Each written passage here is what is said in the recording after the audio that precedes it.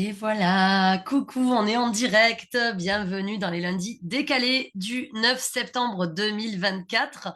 Je ne suis pas seule. Aujourd'hui, effectivement, j'ai Heidi qui est ici.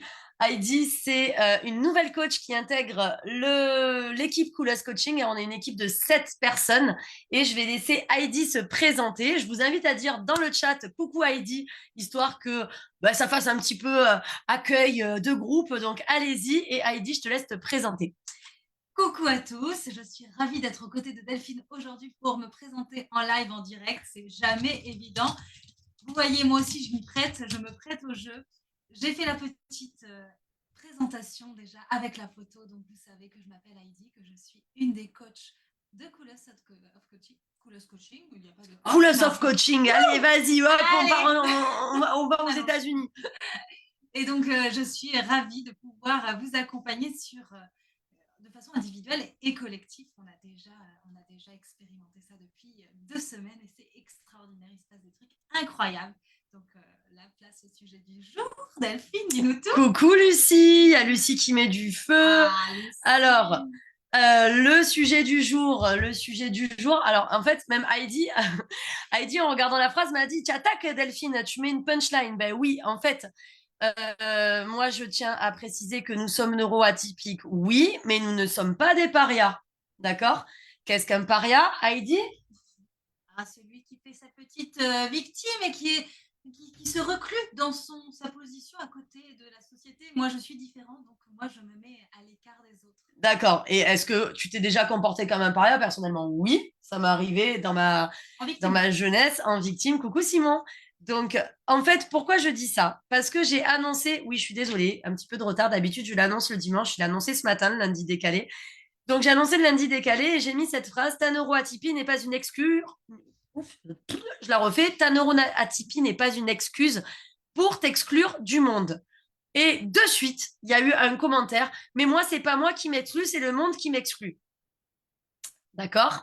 Et donc là, on rejoint de suite le mode victime activé. C'est pas ma faute, c'est la faute des autres. Je me déresponsabilise sur eux. De toute façon, moi, je peux rien y faire, c'est eux. D'accord? Alors oui, ça fait mal ce que je suis en train de dire, mais le problème, c'est que tant que j'aurai cette notion de c'est moi, je peux rien y faire, c'est eux, c'est leur faute. Est-ce que j'ai des chances d'évoluer? Est-ce que j'ai des chances d'évoluer en me disant c'est pas moi, c'est lui? Selon vous? Dans le chat. Je sais qu'il y a un décalage, donc je vais laisser un petit peu de temps. Simon, Lucie, non, effectivement, on n'a pas de chance d'évoluer, même si ça fait du bien de dire c'est pas moi, c'est l'autre. Ça ne veut pas dire que c'est toi qui vas t'adapter à l'autre. À qui, selon toi, tu dois t'adapter pour t'intégrer? À qui? À toi-même. La base, c'est de s'adapter à soi-même. Si tu ne te connais pas toi-même, comment tu veux que les autres te connaissent? Donc en fait, quand on dit c'est bon, c'est moi qui on m'a exclu et je préfère me mettre de côté plutôt que de me mélanger ou de me suradapter, on ne vous demandera jamais dans mes coachings de vous suradapter, bien au contraire. On dit justement qu'il ne faut pas se suradapter et qu'il faut déjà s'adapter à soi et le reste suivra. Mais c'est une vérité. À partir du moment où tu t'acceptes à 100%, peu importe le regard des autres, ça te glisse dessus.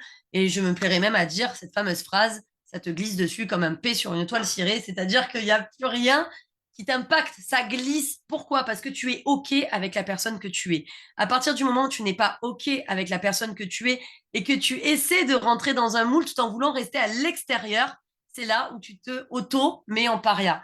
Pourquoi je dis cette phrase? Essayer de rentrer dans un moule tout en restant à l'extérieur. Parce qu'on vient de faire le mémoire d'une de mes coachées, je ne citerai pas son nom, mais on vient de faire le mémoire d'une de mes coachées. Et elle a sorti cette phrase, donc elle, pour le coup, c'est une HPI qui a été découverte sur le tard. Hein, elle a été testée à 42 ans avec un QI à 140 quand même. Quotient intellectuel, attention les amis, HPI ne veut pas dire que tu es plus intelligent, ce n'est pas un ego surdimensionné. Je dis que des trucs que j'ai reçus sous la pub. Hein. Quotient intellectuel est une capacité intellectuelle. Ça veut dire que ce sont des capacités intellectuelles hors normes. Ne confondez pas intellect et intelligence. J'ai connu des gens qui avaient 150 de QI et qui étaient très cons. D'accord? C'est rare, mais ça peut arriver. Alors, si c'est un potentiel, ça reste qu'un potentiel si tu n'en fais rien. C'est-à-dire que c'est comme si j'offre une Ferrari à Heidi, j'ai pas les moyens pour le moment, mais le jour où ça arrivera, j'espère offrir des Ferrari aux gens qui travaillent avec moi. Mais pour le moment, On est loin d'être le cas. Mais si j'offre une Ferrari à Heidi, donc c'est une voiture avec gros potentiel, mais que Heidi la laisse dans son jardin sans mettre de l'essence, ben c'est comme si je lui avais offert un C15, c'est-à-dire que ça reste un potentiel. D'accord? Donc c'est ça qui est important, de faire la part des choses. Et pourquoi vous vous isolez? Parce que vous rétablissez en fait un schéma répétitif depuis l'enfance de votre norme qui est hors norme. Et comme votre norme est hors norme, ça révèle le rejet de la part des autres. Et donc, le fameux montrage du doigt, je ne sais même pas si c'est français ce que je dis, mais le fait d'être hors norme, ben, il y a le montrage du doigt. T'es bizarre, toi. Il est bizarre, lui, hein. Il se comporte pas pareil que les autres. Oh, mais... Et elle parle fort, et elle... Voilà. Donc, soit j'essaie de rentrer, c'est ce qu'elle a dit dans son mémoire, ma coachée, dans un moule que j'ai toujours voulu quitter. Et en fait, c'est ça le paradoxe chez le HPI, chez le neuroatypique, chez l'hypersensible, c'est que vous essayez de rentrer dans un moule que vous refusez parce que c'est pas votre moule, en fait. C'est comme si tu essayais de rentrer dans un vêtement en taille 18 mois alors que tu as 40 ans, quoi. Tu vois, c'est pas ton moule, en fait, c'est pas ton truc, mais tu essayes d'y rentrer pour t'intégrer parce que tu as quand même besoin de reconnaissance sociale, d'intégration et de partage, et ça fonctionne pas. Et du coup, comme ça fonctionne pas, tu t'énerves, tu rejettes en bloc, et comme tu rejettes en bloc l'extérieur, tu te rejettes toi aussi en bloc. Cette blessure de rejet, c'est la tienne, et donc tu te rejettes du monde. C'est comme ça que je vous dis, ta neuroatypie n'est pas une excuse pour t'exclure du monde. Comprends-toi et les autres vont te comprendre. Est-ce que tu as quelque chose à rajouter par rapport à ça? Alors, la responsabilité extérieure, plus vous allez rejeter à l'extérieur et moins vous serez la solution. Alors que si vous reprenez votre part de responsabilité interne, eh ben, c'est vous qui aurez la solution pour vous sortir de cet état de victimisation. Ce n'est pas problématique qui doit rester toute votre vie si vous mettez de la conscience dessus. Et pour rebondir sur ce que tu as dit à la fin, moi, ça me fait penser à la prophétie autoréalisatrice. Hein, si on croit qu'on est bizarre et qu'on est l'exclu du groupe, et ben, plus on va le croire et plus on va le reproduire et on va renforcer cette croyance. Et puis, ben, ça me fait penser au complexe de l'albatros. On se coupe les ailes, voilà. Et donc, du coup, le potentiel, on le gâche. Attends, Céline dit que ça coupe quand tu parles. Je pense que c'est parce que tu mets des coups sur la table en parlant. Oui, avec les mains. Elle parle avec les mains. Putain de Corse. Elle parle avec les mains, donc ça coupe. Alors, est-ce que vous avez compris ou est-ce que Heidi doit répéter, Céline?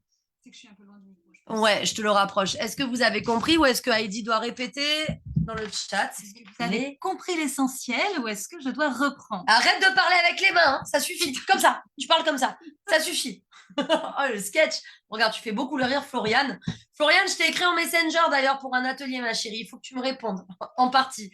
Ok, ben donc tu refais. Voilà. La responsabilité extérieure.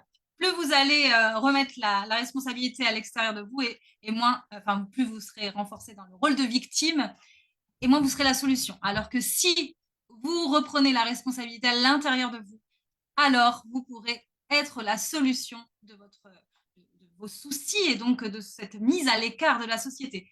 D'où le lien avec la prophétie autoréalisatrice. Ça permet aussi je crois que je suis la bizarre, je crois que je suis l'exclu tout le temps en permanence, on me montre du doigt dans un groupe, donc on ne m'aime pas, donc je ne m'aime pas, et donc ça renforce cette croyance. Et je terminais avec le complexe de l'albatros, on se coupe les ailes pour revenir par rapport et rebondir à cette histoire de potentiel et de la Ferrari, que Lucie, elle a dit qu'elle aussi, elle était d'accord pour l'avoir, voulait... le complexe de l'albatros, on se coupe les ailes, on se coupe de notre plein potentiel. Et c'est quand on remet de la conscience sur le potentiel que l'on a qu'on peut enfin l'exploiter. Et ouais, donc c'est ça. Et le truc, c'est que comme on s'isole, alors c'est bien ce que tu as dit, la prophétie, effectivement, le cerveau écoute totalement ce que tu es en train de lui dire. On ne m'aime pas, donc je ne m'aime pas. Et ton cerveau ne te contredira jamais, il n'aime pas perdre. Donc si tu dis à ton cerveau que tu ne t'aimes pas, que on ne t'aime pas, lui va comprendre, ben, pour épouser la norme, je vais ne pas m'aimer en fait. En fait, tout est une sorte de prophétie. J'aime bien ce mot, mais c'est pas prophétie dans le délire mystique du chat. Non, pas du tout. C'est de l'auto-prophétie en gros. C'est ça qui est assez étonnant. Et le fait de s'isoler, il y a deux chemins qu'on va suivre. Il y a soit le chemin victime, c'est-à-dire je suis triste, je suis une victime, et en fait le rôle de victime, le fait de dire c'est pas ma faute, c'est la faute des autres, demande de manière inconsciente une considération pour dire mais non, tu y es pour rien, pour être consolé par les gens et pour exister par le rôle de victime. D'accord? C'est un besoin d'existence. Mais il y a un deuxième chemin, c'est le rôle d'agresseur, le fameux bourreau, où, puisque vous me refusez, vous allez tous vous faire foutre. Voilà, parce que moi, je vais vous rentrer dedans, je vais être dans l'analyse, dans l'agressivité, je vais être dans le rentre dedans, je vais être sur la défensive. Chien acculé qui commence à aboyer, c'est exactement ça, je me trouve dos au mur, moi, je vais attaquer. Donc, ça serait intéressant d'ailleurs de savoir dans le chat quelle est ta stratégie. Ah bah tiens, mais merci Élise, du coup, tu as répondu à l'avance. Donc, Élise, super pour la stratégie, c'est plutôt victime. Est-ce que d'autres ont des stratégies agressives? N'ayez pas honte de le dire. Moi, j'étais plutôt bagarreuse. Hein. À l'école, je me battais pour qu'on me foute la paix. Donc, moi, j'avais une stratégie agressive. Jamais trop victime, mais voilà, moi, j'étais plutôt bagarreuse. Toi, t'étais comment, toi? Moi, j'ai le syndrome de la sauveuse. Hein. On est dans le triangle de Cartman. Donc, sauveuse, victime, bourreau. Mais je suis vraiment aussi celle qui mord quand je me voilà. faisais attaquer. Donc, toi, c'était sauveuse, bourreau. Moi, c'est sauveuse, bourreau aussi. Floriane, victime, effectivement. Non, Élise, c'est pas agressif, justement. Tu as dit plus ce rôle de victime. Je sais pas. Ou alors j'ai mal lu, ou c'est plus dans le sens je n'ai plus. C'est peut-être moi, du coup. Simon, plutôt dans l'évitement. Lucie, victime. D'accord. Ok. Il n'y a pas de honte à l'être. De toute façon, dans le triangle de Karpman, je vous invite à écrire Karpman dans la loupe du groupe Existence en réserve. Ça s'écrit Karpman. Je vous le marque en commentaire d'ailleurs. Dans la loupe du groupe Existons sans réserve pour que vous ayez une explication du triangle. J'avais fait un petit tuto dessus, vous pouvez le voir. Donc voilà, repérer sa stratégie, c'est la meilleure façon de pouvoir après travailler dessus. Donc c'est c'est bien Élise, tu n'es plus du tout la victime, c'est très bien. Donc voilà, excuse-moi, c'est parce qu'en fait je n'avais pas compris la phrase. Autant pour moi. Repérer sa stratégie, c'est la meilleure façon de travailler dessus. Si je suis en mode victime, qu'est-ce que je gagne à rester une victime et qu'est-ce que je vais perdre à changer de mode de fonctionnement? Parce que souvent, les gens se complaisent dans ce rôle parce qu'il y a un truc à perdre qui fait peur. Donc surtout, demandez-vous, quand je suis bourreau, quand je suis sur la défensive, quand je suis agressif, quand j'ai toutes mes couches d'oignons qui me protègent, qu'est-ce que je gagne à rester comme ça et surtout, qu'est-ce que je vais perdre à abandonner ce mode de fonctionnement? Parce que quand on ne veut pas changer de fonctionnement, c'est qu'on sait de manière inconsciente qu'on perd quelque chose auquel on tient. Et donc, c'est là où il faut travailler. Est-ce que tu as quelque chose à rajouter par rapport à ça? Oui, Attention à tes mains. Oui, je pense directement à cette zone de confort qui est inconfortable, mais pas assez douloureuse et pas assez dans la souffrance pour pouvoir en sortir. Donc, vraiment, qu'est-ce qu'on y gagne et qu'est-ce qu'on perd pour pouvoir changer nos croyances, pour pouvoir avancer et sortir de cet état de victimisation et de sortir de ce triangle de Karpman. Exactement. Et donc, il y a 3 questions à se poser. Moi, j'aime bien faire poser des questions aux gens, tu sais, pour que ça fait... Et puis après, souvent, on m'écrit en Messenger, on me dit « Merci, je me suis posé des questions, pas dormi de la nuit, mais maintenant, ça va mieux et tout. » Donc, question numéro 1, vous avez de quoi noter, les amis? Question numéro 1, te comprends-tu? Déjà. Les autres ne me comprennent pas. Oui, mais est-ce que toi, tu te comprends? Question numéro 1. Question numéro 2. Acceptes-tu le peu ou ce que tu as compris de toi? Est-ce que tu es dans ta propre acceptation inconditionnelle? Question numéro 2. Acceptes-tu le peu ou ce que tu as compris de toi? Question numéro 3. Vis-tu en harmonie avec toi-même? À partir de là, ouais, tu as le droit de râler. Si tu réponds oui à ces 3 questions. Mais tu ne peux pas demander aux autres de faire pour toi ce que tu n'es pas capable de faire pour toi. Tu ne peux pas demander aux autres de t'accepter si toi, tu ne t'acceptes pas. Tu ne peux pas demander aux autres d'accepter le peu qu'ils ont compris de toi si toi, tu ne l'acceptes pas toi-même. Et tu ne peux pas demander aux autres de vivre en harmonie avec toi si toi, tu n'y arrives pas. Tu ne peux pas. Parce que ça serait en fait imposer à quelqu'un de faire quelque chose, un petit peu comme un esclavagiste, de faire en fait quelque chose que toi, tu n'arrives pas à faire. Ouais, c'est bon, les gars, faites-le pour moi, j'ai la flamme de faire un travail pour moi. Aimez-moi. Non, ce n'est pas acceptable. Et je suis sûre qu'au fond de toi, ce n'est pas acceptable non plus parce que c'est certainement pas les valeurs que tu as envie d'épouser. Tu en penses quoi? Tout à fait, d'accord. Elle est tellement émue parce que je dis que ça ne sort plus. Tu vois. Ah oui, non, mais vraiment, on ne peut pas demander à l'autre d'accepter des parts de soi qu'on refoule, qu'on met dans les parts d'ombre et qu'on laisse cristalliser. Il faut d'abord aller se regarder en face dans le miroir. Oui, ça pique. Hein. Oui, ça peut faire mal. Ça pique, effectivement. Et puis aussi, ça peut créer des frictions. Parce que si tu ne t'acceptes pas complètement et qu'il y a quelqu'un qui va te faire une réflexion, tu peux exploser de manière totalement disproportionnée et la personne en face ne va pas comprendre. Du coup, en fait, ça veut dire que dès la base, vos relations manquent d'authenticité.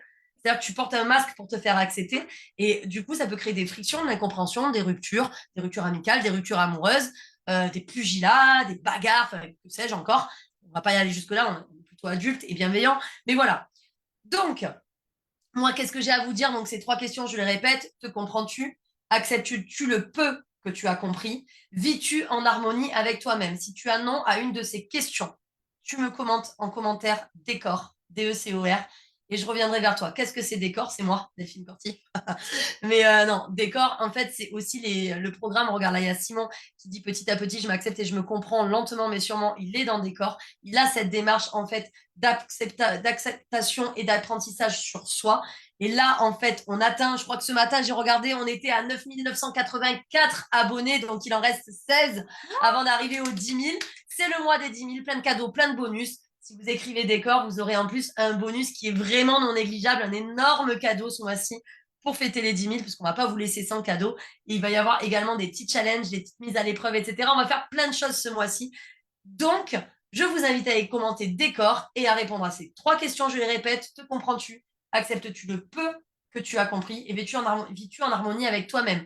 S'il y a une réponse qui est non à une de ces 3 questions, tu commentes décor. On revient vers toi en privé pour voir à laquelle ou auquel tu as répondu non et faire un petit débrief pour savoir par où commencer pour commencer à travailler au fait de vivre en harmonie avec toi-même. Bon appétit! Ciao. Bye bye.